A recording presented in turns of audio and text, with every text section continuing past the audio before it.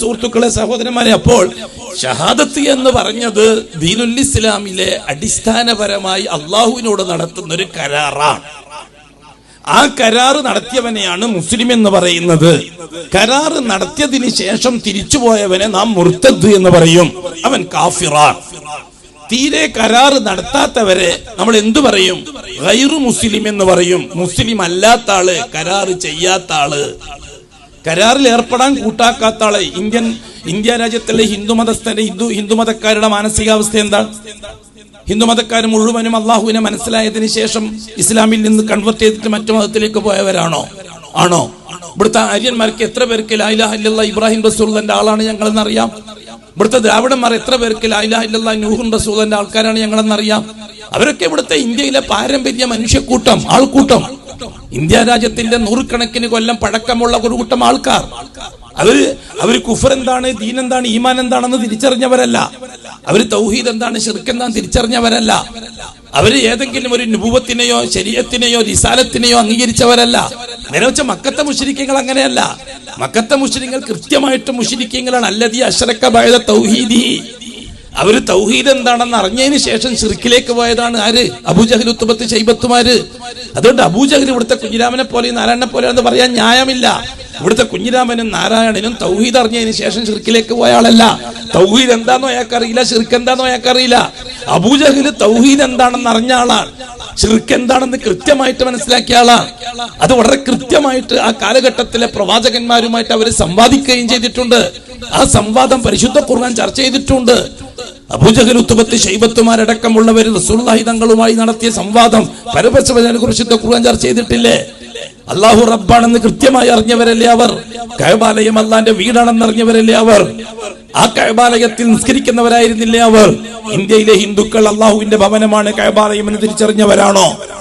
അതേപോലെ തന്നെ ഏതെങ്കിലും ഒരു റിസാലത്തിലോ ഷഹാദത്ത്, ഏതെങ്കിലും ഒരു റിസാലത്തിലോ നുബുവത്തിലോ വിശ്വസിക്കുന്നവരാണോ? ഏതെങ്കിലും ഒരു കിതാബിനെ ഫോളോ ചെയ്യുന്നവരാണോ? ഏതെങ്കിലും ഒരു പ്രവാചകന്റെ നിലവിലുള്ള ശരീഅത്തിനെ ഫോളോ ചെയ്യുന്നവരാണോ ഇന്ത്യയിലെ ഹിന്ദുക്കൾ? ബഹുമാനമുള്ള സുഹൃത്തുക്കളെ, സഹോദരന്മാർ, നമ്മൾ ഇമാം അബൂ ഹനീഫ, ഇമാം ഷാഫി ഇമാം ഉണ്ടാക്കിയ കിതാബ് വെച്ചിട്ട് ഇന്ത്യയിലെ ഹിന്ദുക്കളെ നിയമം ഉണ്ടാക്കാൻ പറ്റുമോ? ഇന്ത്യയിലെ ഹിന്ദു സമൂഹത്തിന്റെ വിശ്വാസം അറിയുന്നവരാണോ ഇമാം അബൂ ഹനീഫ റഹിമഹുല്ലാ, ഇമാം ഷാഫി റഹിമഹുല്ലാ ആണെന്ന് പറയാൻ പറ്റുമോ? കൂഫയിലെ ചുറ്റുപാട് വെച്ചുകൊണ്ടല്ലേ ഇമാം അബൂ ഹനീഫ കിതാബ് എഴുതിയത്? ഇന്ത്യൻ ചുറ്റുപാട് വെച്ചുകൊണ്ടാണോ? ഹിജാസിലെ ചുറ്റുപാട് വെച്ചുകൊണ്ടല്ലേ ഇമാം ഷാഫി കിതാബ് എഴുതിയത്? ഇന്ത്യൻ ചുറ്റുപാട് വെച്ചുകൊണ്ടാണോ? അപ്പൊ പിന്നെ ഇമാം ഷാഫി റഹിമഹുല്ലാന്റെയും ഇമാം അബൂ ഹനീഫ റഹിമഹുല്ലാന്റെയും കുഫ്ർ ശിർക്ക് പ്രയോഗത്തെ ഇന്ത്യ രാജ്യത്തുള്ള ഹിന്ദുക്കളെ പ്രയോഗിക്കാൻ നമുക്ക് എന്താണ് വകുപ്പ്? ചിന്തിക്കണം. ഇതൊക്കെ ആലോചിക്കേണ്ട വിഷയങ്ങൾ തന്നെയാണ്. വെറുതെ ദൈവത്ത് വെച്ചിട്ട് കൂക്കിയാണെന്ന് സംഗതി നടക്കൂല. ഇത് ദീനുൽ ഇസ്ലാമാണ്. ആരുടെയും തറവാട്ടുകയൊന്നുമല്ല. ഒരുത്തനിക്കും ഭാര്യന്റെ ബാപ്പ ശ്രീധരൻ തന്നതുമല്ല. ഇത് അള്ളാഹുവിന്റെ ദീനാണ്. അള്ളാഹുവിന്റെ ദീനനുസരിച്ച് നമുക്ക് എന്തെങ്കിലും നേടാൻ എന്തെങ്കിലും നേടിക്കൊള്ളുക. ഇസ്ലാമിന് എന്തെങ്കിലും അങ്ങോട്ട് നേടിക്കൊടുക്കാൻ അതിനാരും വരകാച്ചണ്ട. എന്നെ കൊണ്ടാണ് ദീൻ നിൽക്കുന്നത്, ഞാൻ പ്രസംഗിച്ചിട്ടാണ് ദീൻ നിലനിൽക്കുന്നത്, നമ്മളെ മഹല്ല് ജമാഅത്ത് ക്ലിയർ ആയതുകൊണ്ടാണ് ദീൻ നിസാം നിലനിൽക്കുന്നത്. പാവം, അള്ളാന്റെ ദീൻ നിലനിൽക്കണമെങ്കിൽ നമ്മളെ പോലത്തെ കുറച്ച് ആജിയാക്കന്മാർ വേണമെന്ന ഈ മിഥ്യാധാരണ മുസ്ലിമീങ്ങൾ ഒഴിവാക്കണമെന്നാണ് ഞാൻ പറയുന്നത്. അല്ലാഹു തആല ദീനുൽ ഇസ്ലാമിന്റെ ഉടമസ്ഥൻ അല്ലാഹുവാണ്. ഇന്നാ നഹ്നു നസ്സൽനാ ദിക്റ വ ഇന്നാ ലഹു ലഹാഫിളൂൻ. അല്ലാഹു തആലക്ക് ആരുടെയും ആവശ്യമില്ല. വല്ലാഹു വൽ ഗനി വ അൻതുമുൽ ഫുഖറാ. നിങ്ങളാണ് ആവശ്യക്കാര്. ദീനുൽ ഇസ്ലാമിന്റെ ആവശ്യക്കാര് നിങ്ങളാണ്, അല്ലാഹു അല്ല. അതുകൊണ്ട് അല്ലാഹുവിന്റെ ദീൻ നിലനിൽക്കാൻ വേണ്ടിയിട്ട് നിങ്ങൾ പാടുപെട്ടിട്ട് നമ്മൾ വലിയ മിടുക്കന്മാരെന്നാലും വരി തീർക്കണ്ട. എന്റെ ബഹുമാനമുള്ള സുഹൃത്തുക്കളെ, സഹോദരന്മാരെ, ഞാൻ നിങ്ങൾക്ക് ചില വിഷയത്തെ എനിക്കറിയാം. ഞാൻ ഈ പറയുന്ന വിഷയം ഈ മുമ്പിലിരിക്കുന്ന കുറച്ച് ആൾക്കാർ മാത്രമല്ല കേൾക്കുന്നത്, ഈ ഓൺലൈനിലൂടെ ആയിരക്കണക്കിന് ആൾക്കാർ കേൾക്കുന്നുണ്ടെന്ന് ഞാൻ കാണുന്നുണ്ട്, മനസ്സിലാക്കുന്നുണ്ട്. അതുകൊണ്ട് ലോകത്തോട് തന്നെയാണ് ഞാൻ ഈ പറയുന്നത്. ലോകത്തിലെ ആലിമീങ്ങളോട്, ഖാദിമാരോട്, മുദരിസുകളോട്, ഖത്തീബുമാരോട്, ഇമാമുകളോട്, അതേപോലെ തന്നെ ജമാഅത്ത് മഹല്ല് ഭാരവാഹികളോട്, ഈ തലപ്പത്തിരിക്കുന്നവർ വളരെ ഗൗരവമായിട്ട് ദീനുൽ ഇസ്ലാമിന്റെ അടിസ്ഥാന പ്രമാണത്തെ പറ്റി ചർച്ച ചെയ്യുകയും നമ്മുടെ മിമ്പറുകളും മെഹ്റാബുകളും ആ ചർച്ചയ്ക്ക് ഇനിയെങ്കിലും സജീവമാവുകയും ചെയ്യണം. കാരണം എന്താ? ഈ പുതിയ നൂറ്റാണ്ട് തികച്ചും ദീനുൽ ഇസ്ലാമിന്റേതാണ്. പുതിയ നൂറ്റാണ്ട് തികച്ചും ദീനുൽ ഇസ്ലാമിന്റേതാണ്. ഒരു ജൗഹർ സാറ കേസെടുക്കുമ്പോഴോ ഒരു MM അക്ബർ സാഹിബിനെ അറസ്റ്റ് ചെയ്തപ്പോഴോ പൊളിഞ്ഞു വീണു പോകുന്നതല്ല ദീനുൽ ഇസ്ലാം. അല്ലാഹു സുബ്ഹാനഹു വ തആല ആസിയ ബീവി, ഫിറോന്റെ ഭാര്യയായ ആസിയയെ വെച്ചുകൊണ്ട് അല്ലാഹു തആല അന്ന് ദീൻ പഠിപ്പിച്ചു. അശോകന്റെ മകളായ ഹാദിയയെ വെച്ചുകൊണ്ട് ഇന്നും ദീൻ പഠിപ്പിക്കുന്നു.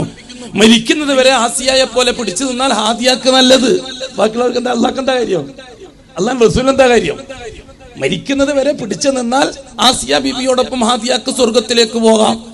ഇനി മരിക്കുന്നതിന്റെ തലേന്ന് അശോകന്റെ ഒന്നിച്ച് ഹാദിയ പോയാൻ തയ്യാറായാൽ അബൂലഹബിന്റെ ഭാര്യ ഉമ്മു ജമീലാൻ ഒന്നിച്ച് നരകത്തിലേക്കും പോകാം. പ്രശ്നം അത്രയേ ഉള്ളൂ കാര്യം. അല്ലാഹു തആല ഓരോ കാലഘട്ടങ്ങളിലും ചരിത്രത്തിൽ ഓരോ പ്രത്യേക നാഴികക്കല്ലുകൾ നിശ്ചയിച്ചു വെക്കും. അതെന്തിനാണ്? അള്ളാഹുവിന്റെ ദീൻ ലോകത്ത് ചർച്ച ചെയ്യാനുള്ള കാരണം ഉണ്ടാകാനാണ്. സാക്കിർ നായിക്കിനെ അറസ്റ്റ് ചെയ്തപ്പോൾ ഭൂലോകം മുഴുവനും ചർച്ച ചെയ്തത് സാക്കിർ നായിക്കിന്റെ കുടുംബത്തെ പറ്റിയോ ഭാര്യ മക്കളെ പറ്റിയോ സാക്കിർ നായിക്കിന്റെ ഉപ്പാനെ പറ്റിയോ ഉമ്മാനെ പറ്റിയോ അല്ല. സാക്കിർ നായിക്ക് ലോകത്തോട് പറഞ്ഞ ദീനുൽ ഇസ്ലാമിനെ പറ്റിയാണ് ലോകം ചർച്ച ചെയ്തത്. ലോകത്തുള്ള ബുദ്ധിമാന്മാരെന്ന് പറയുന്നവരും ഭരണകൂടം എന്ന് പറയുന്നവരും സാക്കിർ നായിക്ക് പറയുന്ന ദീൻ എന്താണെന്ന് കേൾക്കണം. അതിന് അല്ലാഹു തആല സാക്കിർ നായിക്കിനെ കാരണമാക്കി. അതിന് വാരിക്കോരി അല്ലാഹു തആല കൊടുക്കും സാക്കിർ നായിക്കിന്. അത് അള്ളാന്റെ വായതയാണ്. അത് അള്ളാന്റെ വായതയാണ്. സാക്കിർ നായിക്കിന് ഓരോ നിമിഷത്തിനും കിട്ടുന്നത് കോടിക്കണക്കിനാണ് അല്ലാഹുവിന്റെ അടുക്കൽ. അഅ്ളമു ദറജത്തൻ ഇൻദല്ലാഹ് അജഅൽതും സിഖായത്തൽ ഹാജി വ ഇമാറത്തൽ മസ്ജിദിൽ ഹറാം കമൻ ആമന ബില്ലാഹി വൽ യൗമിൽ ആഖിർ കമൻ ആമന ബില്ലാഹി വൽ യൗമിൽ ആഖിർ വജാഹദ ഫീ സബീലില്ലാഹ് അജഅൽതും സിഖായത്തൽ ഹാജി വ ഇമാറത്തൽ മസ്ജിദിൽ ഹറാം. മക്കക്കാരോട് അല്ലാഹു തആല ചോദിച്ചതാണ്, നിങ്ങൾ കൃത്യമായി പള്ളി പരിപാലിക്കുന്നവർ, കഅബ ഷരീഫിനെ പരിപാലിക്കുന്നവർ, മസ്ജിദുൽ ഹറാമിനെ പരിപാലിക്കുന്നവർ, കൃത്യമായി പള്ളിയിൽ നിസ്കരിക്കുന്നവർ, മസ്ജിദുൽ ഹറാമിൽ നിസ്കരിക്കുന്നവർ, ഇബ്രാഹിമി ശരീഅത്ത് അനുസരിച്ച് കൃത്യമായി നോമ്പ് നോക്കുന്നവർ, കൃത്യമായി ഇത്തിക്കാഫിരിക്കുന്നവർ, ഇബ്രാഹിമി ശരീഅത്ത് അനുസരിച്ച്, അതേപോലെ തന്നെ ഹാജിമാർക്ക് ഭക്ഷണം ഉണ്ടാക്കി കൊടുക്കുന്നവർ, സംസം കിണറിനെ പരിപാലിക്കുന്നവർ, ഇതൊക്കെ അള്ളാഹുവിന്റെ അടയാളങ്ങൾ എന്നുള്ള നിലക്കാണ് ഖുറൈശികൾ ആദരിച്ചു പോകുന്നത്. ഇതൊക്കെ അള്ളാഹുവിന്റെ മശായിറുകൾ എന്നുള്ള നിലക്കാണ് ഖുറൈശികൾ അബൂജഹൽ ഉത്ബത്ത് ശൈബത്ത് അടക്കം ആദരിച്ചു പോകുന്നത്. അത് അംഗീകരിച്ചു കൊടുക്കുകയാണ് അല്ലാഹു തആല. അള്ളാഹ് ചോദിക്കണം അവരോട്, അജഅൽതും സിഖായത്തൽ ഹാജി വ ഇമാറത്തൽ മസ്ജിദിൽ ഹറാം, ഈ മസ്ജിദ് ഹറാം പരിപാലിക്കലും ഹാജിമാർക്ക് ഭക്ഷണം ഉണ്ടാക്കി കൊടുക്കലും നിങ്ങൾ ആക്കിക്കളഞ്ഞോ? കമൻ ആമന ബില്ലാഹി വൽ യൗമിൽ ആഖിരി വജാഹദ ഫീ സബീലില്ലാഹ്, അള്ളാഹുവിനെ അജയ്യമായി അംഗീകരിക്കുകയും അള്ളാഹുവിൽ പരലോകത്തെ അംഗീകരിക്കുകയും അതിനു വേണ്ടിയിട്ട് പെടാപ്പാടുവിടുകയും ചെയ്യുന്ന ഈ മുജാഹിദുകളെ പോലെ, ഈ ദീനിൽ പരിശ്രമകാരികളെ പോലെ, ഈ ദായികളെ പോലെ, ഈ മുഹമ്മദ് നബിയെയും അനുയായികളെയും പോലെയാണ് നിങ്ങൾ എന്ന് നിങ്ങൾക്ക് തോന്നിപ്പോയോ? അല്ലാഹു തആല അവരോടാ ചോദിക്കുന്നത്. മക്കത്തെ മുശ്രിക്കുകളോട് അല്ലാഹു തആല ചോദിക്കുന്ന, അവര് പള്ളിന്റെ പള്ളി കമ്മിറ്റിക്കാരാണ്, അള്ളാഹുവിന്റെ ഭവനത്തിന്റെ കമ്മിറ്റിക്കാരാണ്, പ്രസിഡന്റും സെക്രട്ടറിയാ. അവർ നിസ്സാരക്കാരല്ല, തൽബിയത്ത് കൃത്യമായി ചൊല്ലുന്നവരാണ് അവർ, എന്നിട്ട് ഹജ്ജ് ചെയ്യുന്നവരാണ് അവർ. അന്ന് ഇബ്രാഹിം അലൈഹി സ്വലാത്തു വസ്സലാം 6000 കൊല്ലം മുമ്പ് ചൊല്ലി പഠിപ്പിച്ച തൽബിയത്താണ് ഇപ്പോഴും നമ്മൾ ചൊല്ലിക്കൊണ്ടിരിക്കുന്നത്. ലബ്ബൈക അല്ലാഹുമ്മ ലബ്ബൈക ലബ്ബൈക ലാ ശരീക ലക ലബ്ബൈക ഇന്നൽ ഹംദ വൻ നിഅമത ലക വൽ മുൽക ലാ ശരീക ലക. അന്ന് ഇബ്രാഹിം അലൈഹി സ്വലാത്തു വസ്സലാം ചൊല്ലി തന്നതാണ്. 6000 കൊല്ലമായി ഇന്നും നമ്മൾ ചൊല്ലിക്കൊണ്ടിരിക്കുകയാണ്. അതിന് ശൈഖുനമാരും മൗലാനമാരും നടത്തിയ ഭേദഗതിയാണ് മുഹമ്മദ് റസൂലുള്ളാഹി തിരുത്തിയത്. ഇബ്രാഹിമി ശരീഅത്ത് അനുസരിച്ചുള്ള ഭേദഗതി, ഇബ്രാഹിമി ശരീഅത്തിൽ മൗലാനമാര് ശൈഖുനമാരും വെള്ളം ചേർത്തപ്പോൾ അത് മുഹമ്മദ് നബി സല്ലല്ലാഹു അലൈഹി വസല്ലം ഭേദഗതി ചെയ്തു. മുഹമ്മദി ശരീഅത്തിൽ ഇവിടുത്തെ മൗലാനമാരും ശൈഖുനമാരും വെള്ളം ചേർത്തപ്പോൾ അത് നമ്മൾ ഭേദഗതി ചെയ്തുകൊണ്ടിരിക്കുന്നു. അതാണ് അതിന്റെ പാരമ്പര്യം, അതാണ് ദഅവത്തിന്റെ പാരമ്പര്യം. പുതിയ ദീൻ ഉണ്ടാക്കലല്ല. എന്താണ് മുഹമ്മദ് നബി ചെയ്തത്? മുഹമ്മദ് നബി പ്രവാചകനായി വന്നതിൽ യുജദ്ദിദ ദീന അബീഹിം ഇബ്രാഹിം. ഇബ്രാഹിം അലൈഹി സ്വലാത്തു വസ്സലാം അവർക്ക് പഠിപ്പിച്ചു കൊടുത്ത ദീനിനെ പുതുക്കലാണ്. ആ ദീനിൽ ഡാമേജ് സംഭവിച്ചിട്ടുണ്ട്. ആ ദീനിൽ മൗലാനമാരും ശൈഖുനമാരും പല കൂട്ടിക്കടത്തലുകൾ നടത്തിയിട്ടുണ്ട്.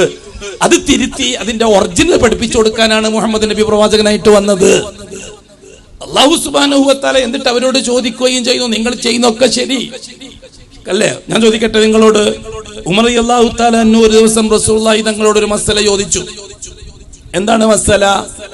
യാ റസൂലല്ലാഹ്, എന്റെ ജാഹിലിയ കാലത്ത് മസ്ജിദുൽ ഹറാമിൽ ഒരു ദിവസം ഫുള്ള് ഇത്തിക്കാഫിരിക്കാൻ ഞാൻ നേർച്ചയാക്കിയിരുന്നു.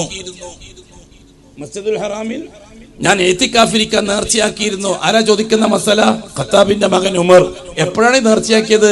മുഹമ്മദ് നബി നബിയായിട്ട് വരുന്നതിന് മുമ്പ്, അല്ലെങ്കിൽ ഉമർ ബിൻ ഖത്താബ് ഇസ്ലാമിലേക്ക് വരുന്നതിന് മുമ്പ്. അപ്പൊ ഇബ്രാഹിമി ശരീഅത്ത് അനുസരിച്ച് അന്ന് ഇത്തിക്കാഫ് ഉണ്ടായിരുന്നു. ഇബ്രാഹിമി ശരീഅത്ത് അനുസരിച്ച് നിസ്കാരം ഉണ്ടായിരുന്നു പള്ളിയില്. ഇബ്രാഹിമി ശരീഅത്ത് അനുസരിച്ച് നോമ്പുണ്ടായിരുന്നു. ഉമർ റളിയല്ലാഹു അൻഹു ചോദിക്കുകയാണ്, ജാഹിലിയ കാലത്ത് ഞാൻ ഒരു ദിവസം ഇത്തിക്കാഫ് ഇരിക്കാൻ നേർച്ചയാക്കിയിട്ടുണ്ട്, ആ നേർച്ച ഞാൻ വിടണോ നബിയേ? ഇതാണ് ചോദ്യം. ആ നേർച്ച ഞാൻ നീളണോ നബി? അതാ ഇസ്ലാമിലേക്ക് വന്നതിന് ശേഷമേ എന്റെ കാര്യങ്ങളൊക്കെ നടപ്പിൽ വരുത്തുള്ളൂ. നേരത്തെ ഞാൻ നിർവഹിച്ച കാര്യങ്ങളൊക്കെ ഞാൻ എന്താ ചെയ്യേണ്ടത്? അപ്പൊ എന്താ റസൂലുള്ളാഹി തങ്ങൾ പറഞ്ഞത്? ഊഫി ബിനദിരിക്, നിന്റെ നേർച്ച നീ വീടണം. ഏതടിസ്ഥാനത്തിൽ? മുഹമ്മദി റിസാലത്തനുസരിച്ചല്ലോ ഉമർ ബിൻ ഖത്താബ് നേർച്ചയാക്കിയത്. മുഹമ്മദി ശരീഅത്തനുസരിച്ചല്ലോ അല്ലല്ലോ ഉമർ ബിൻ ഖത്താബ് നേർച്ചയാക്കിയത്. ഇബ്രാഹിമി ശരീഅത്തനുസരിച്ചാണല്ലോ. ഇബ്രാഹിമി ശരീഅത്തനുസരിച്ച് ഇബ്രാഹിമി റിസാലത്തനുസരിച്ചല്ലേ ഖത്താബിന്റെ മകൻ ഉമർ നേർച്ചയാക്കിയത്. അത് വീഴണമെന്ന് റസൂലുള്ളാഹി തങ്ങൾ പറയാൻ കാരണം എന്താ? അറേബ്യയിലെ മക്കയിലെ മുശ്രിക്കീങ്ങൾ നേരത്തെയും ഇസ്ലാമിക ശരീഅത്തനുസരിച്ച് ജീവിക്കുന്നവരാണ്. അതിൽ അവർ ഭേദഗതി വരുത്തി. ആരെ പോലെ ഈ കാലഘട്ടത്തിലെ മുസ്ലിമീങ്ങൾ മുഹമ്മദി ശരീഅത്തനുസരിച്ച് ജീവിക്കുന്നവരാണ്. അതിൽ അവർ ഭേദഗതി വരുത്തിയതുപോലെ.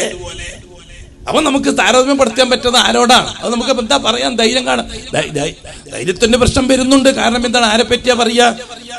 കാലിന്റെ മുട്ടിന് തയമ്പ്, കാലിന്റെ പള്ളിക്ക് തയമ്പ്, നെറ്റിക്ക് തയമ്പ്, അതേപോലെ തന്നെ കൃത്യമായി 5 നേരം പള്ളിയിൽ, അതേപോലെ തന്നെ ഒരു ദിവസം 5 ജ്യൂസ് ഖുർആനോതും, അതേപോലെ തന്നെ സക്കാത്ത് കൃത്യമായിട്ട്, അതേപോലെ തന്നെ സക്കാത്ത് സദക്ക കൃത്യമായിട്ട്, നോമ്പ് കൃത്യമായിട്ട്, ഇടക്കിടക്കെ ഉംറക്ക് പോകും, ഇടക്കിടക്കെ ഹജ്ജിന് പോകും. അങ്ങനെയുള്ള ഒരു കോലത്തിലുള്ള മനുഷ്യനെ നോക്കിയിട്ട് നീ അബൂജഹലിനെ പോലെയാണെന്ന് പറയാൻ ധൈര്യം കിട്ടാത്തത് നമുക്ക് ഷഹാദത്ത് അറിഞ്ഞുകൂടാത്തോണ്ടാ. ഷഹാദത്ത് എന്താണെന്നും ആ കാലഘട്ടത്തിൽ ഈ ഷഹാദത്തിനെ ഏറ്റെടുത്തവർ എങ്ങനെയായിരുന്നു എന്ന് അറിഞ്ഞുകൂടാത്തോണ്ടാ. നമ്മൾ ഇന്ത്യൻ സാഹചര്യത്തിൽ വളർന്നു വന്നതുകൊണ്ടാണ് നമുക്കത് ഉൾക്കൊള്ളാൻ കഴിയാത്തത്. സാഹചര്യമല്ല ഇവിടെ ദീനിലെ ആദർശം. ദീനിലെ ആദർശം അടിസ്ഥാനപരമാണ്. സാഹചര്യം നോക്കിയിട്ട് തീരുമാനിക്കേണ്ടതല്ല ദീനിലെ അടിസ്ഥാന കാര്യങ്ങള്. അതുകൊണ്ട് തന്നെ നാം അബൂ താലിബിനെ എങ്ങനെ കാണണം? അബൂ താലിബിനെ നാം എങ്ങനെ കാണുക? അബൂ താലിബിനെ നാം കാണേണ്ട കാഴ്ചപ്പാട് ഇന്ന് ഒരു 5 നേരം കൃത്യമായി പള്ളിയിൽ പോകുന്ന, ഓരോ പള്ളി കഴിച്ചാലും തൊട്ടടുത്തുള്ള ജാറത്തിൽ കയറിയിട്ട് സലാം പറയുന്ന, അല്ലെങ്കിൽ ദുആ ചെയ്യുന്ന, കൃത്യമായി നോമ്പ് നോക്കുന്ന, കൃത്യമായി ഹജ്ജ് ചെയ്യുന്ന, കൃത്യമായി നെറ്റിക്ക് തയമ്പ്, നല്ല തലപ്പാവ്, ഒരു കഴുത്തിലൊരു ഷാള്, അതേപോലെ തന്നെ കൈമലൊരു തസ്ബീഹ് മാല, മുട്ടിനാണെങ്കിൽ നല്ല തയമ്പ്, റുക്കു സുജൂദ് ചെയ്തതിന്റെ തയമ്പ്, ഇരുന്നതിന്റെ തയമ്പ്, കാലിന്റെ തയമ്പ്, രാത്രി 2 മണിക്ക് പള്ളിയിലെത്തും, അതേപോലെ തന്നെ സുബഹി വരെ അവിടെ കഴിച്ചു കൂട്ടും, ഖുർആൻ ശരീഫ് ആ സമയത്ത് മുഴുവൻ ഓതി തീർക്കും. ഈ പാല് പോലത്തെ മനുഷ്യനെ നോക്കിയിട്ട് അബൂ താലിബിന് എങ്ങനെ പറയാ? അയാൾ അബൂ താലിബിന്റെ സ്ഥാനത്താണ്. എന്തുകൊണ്ട്? അയാൾ ഇതിനോടൊപ്പം ജാറത്തിൽ അഭയം തേടുന്ന ആളാണ്. അതുകൊണ്ട് അയാൾ അബൂ താലിബിനെ പോലെയാണ്. എന്താണ് അബൂ താലിബിന്റെ വലിയ അവസാനം? അബൂ താലിബ് നരകത്തിലാണ്. എന്താ അയാള്? അബൂ താലിബിന്റെ നിസ്കാരം ഉപകരിച്ചില്ല, നോമ്പ് ഉപകരിച്ചില്ല, അഷ്റഫുൽ ഖൽക്കിനുള്ള മഹബത്ത് എന്തുകൊണ്ട് ഉപകരിച്ചില്ല? റസൂലുള്ളാഹി തങ്ങളോട് അബൂ താലിബിനുള്ള മഹബത്ത് തുലാസിന്റെ ഒരു തട്ടിലിടുക. ഈ ഭൂലോകത്ത് ജീവിക്കുന്ന മുഴുവൻ മുസ്ലിമീങ്ങൾക്കും നബി തങ്ങളോടുള്ള മഹബത്ത് തുലാസിന്റെ മറ്റേ തട്ടിലിടുക. ഏത് മഹബത്താ തൂക്കം കൂടുക?